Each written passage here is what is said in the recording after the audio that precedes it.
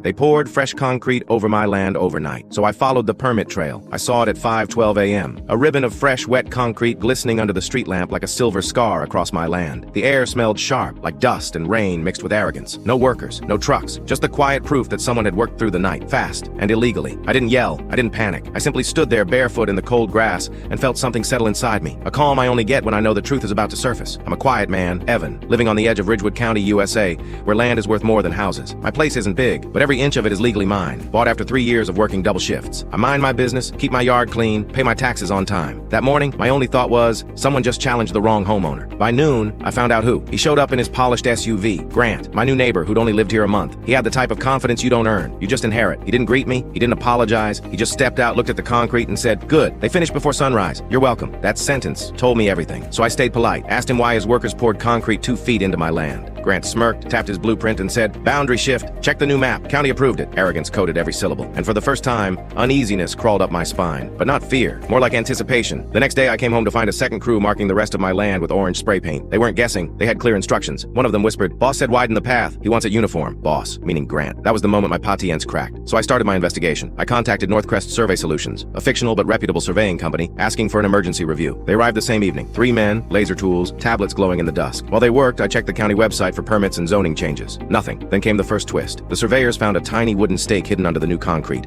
marked with red tape that didn't match county standards. Not official, not legal, planted. The second twist hit harder. Their measurements showed my property line hadn't shifted in 38 years. Grant's blueprint wasn't outdated, it was fake. The next morning, I brought in backup. Attorney Marcus Hale from Hale and Sloan Legal Group. He glanced once at the concrete, once at the stake, then said a line so cold it felt like justice sharpening a blade. "He forged documents on record land. We don't negotiate with that." We filed a complaint at the Ridgewood County office. Grant, thinking he owned the world, marched in with his fake blueprint rolled under his arm. But Marcus laid our evidence on the counter. Photos, survey readings, timestamps, and the clerk's expression changed instantly. The county scheduled a hearing for 3:15 p.m. During the hearing, Grant tried to bluff. Loud voice, dramatic complaints, pointing fingers. But Marcus quietly slid the wooden stake onto the table and said, "This was under his concrete. Your inspectors stamped nothing like this." The room fell silent. The judge didn't need long. He issued a formal order. Concrete removal within 14 days, full restoration of property line, and reimbursement of survey and legal fees. Grant's face collapsed, anger draining into panic. 2 days later, the real show began. I hired Ridgeview Demolition and Groundworks, and their crew arrived with jackhammers, cutters, and trucks. The morning sun hit the concrete like a spotlight as they began cracking every illegal inch. Grant stood inside his doorway, arms crossed, lips thin, powerless. Every strike of the jackhammer felt like truth being hammered back into place. By sunset, the concrete was gone, hauled away, and my land was clean, like the violation never happened, except now he carried all the consequences. I ended the night standing exactly where the concrete once lay, the soil soft under my boots, the air quiet again. Justice doesn't always roar. Sometimes it just restores what's yours. If you believe evidence always wins, type proof in the comments. Like, share, and subscribe for more stories.